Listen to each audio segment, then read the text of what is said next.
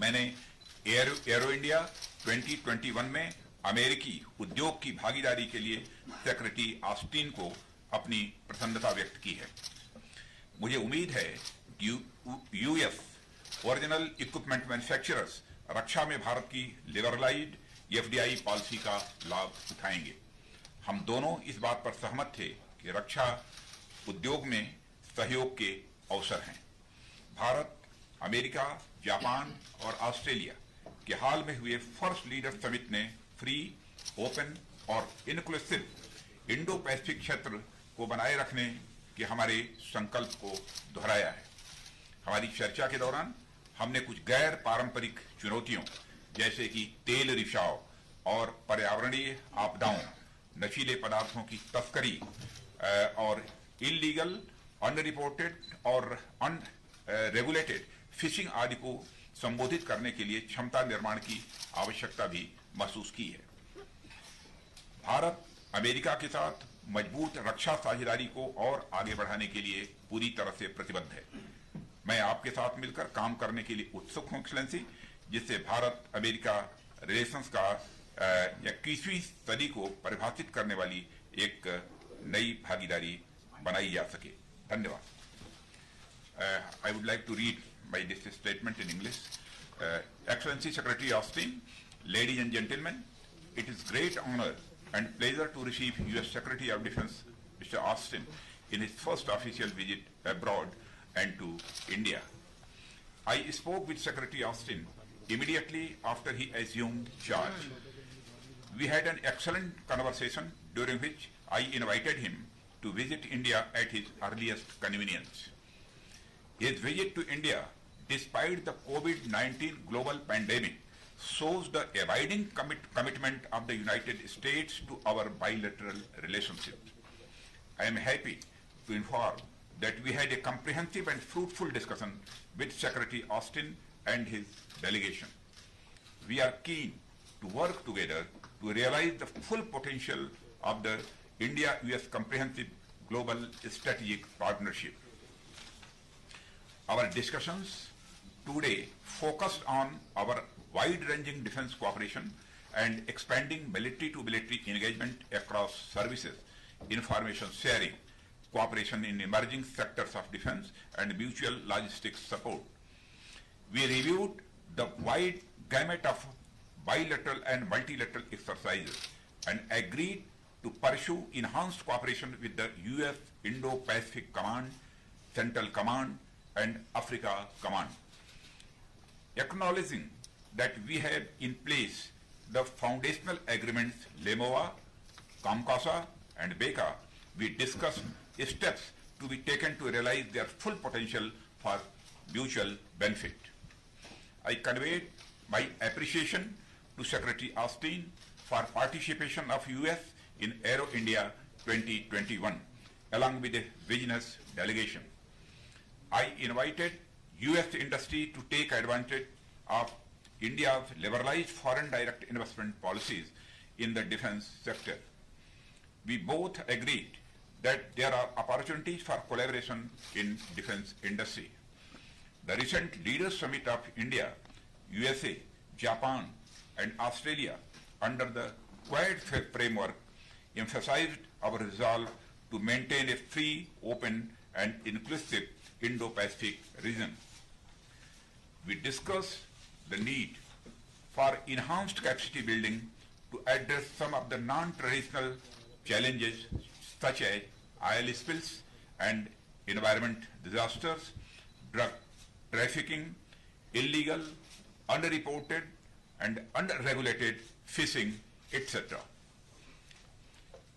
India is committed to further consolidate our robust defense partnership with the United States. I look forward to working with you, Excellency, closely to make the India-US relationship one of the defining partnerships of 21st century. Thank you very much. And first and foremost, I'd like to express my deepest condolences for the tragic accident that killed an Indian Air Force pilot earlier this week. Our hearts go out to his family and friends, and his death reminds us of the risk that our brave servicemen and women take each and every day to defend our democracies, our people, and our way of life. Today I want to thank Minister Singh for the warm welcome and the deepest thanks. My deepest thanks go out to the people of India for their gracious hospitality.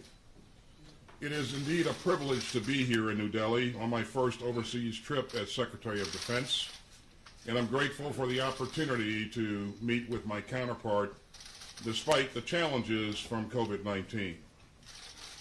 I'm pleased to report that Minister Singh and I had a very productive discussion, as you've heard, on a number of security interests that are important to our two countries. And at the top of my agenda, I wanted to convey the Biden-Harris administration's message of our strong commitment to our allies and partners. India, in particular, is an increasingly important partner among today's rapidly shifting international dynamics. And I reaffirmed our commitment to a comprehensive and forward-looking defense partnership with India as a central pillar of our approach to the region. As the world faces a global pandemic and growing challenges to an open and stable international system, the U.S. and India relationship is a stronghold of a free and open Indo-Pacific region. Prime Minister Modi has stated that India stands for freedom of navigation and freedom of overflight, and unimpeded lawful commerce and adherence to international law. Now, this is a resounding affirmation of our shared vision for regional security in the Indo-Pacific. And it's clear that the importance of this partnership and its impact to the international rules-based order will only grow in the years ahead. Our work today is grounded in our shared values and converging strategic interests. We discussed opportunities to elevate the U.S.-India major defense partnership, which is a priority of the Biden-Harris administration, and we'll do that through regional security cooperation and military-to-military interactions and defense trade. In addition, we are continuing to advance new areas of collaboration, including information sharing and logistics and artificial intelligence, and cooperation in new domains such as space and cyber. We also discussed engagement with like-minded partners through multilateral groupings such as the Quad and ASEAN.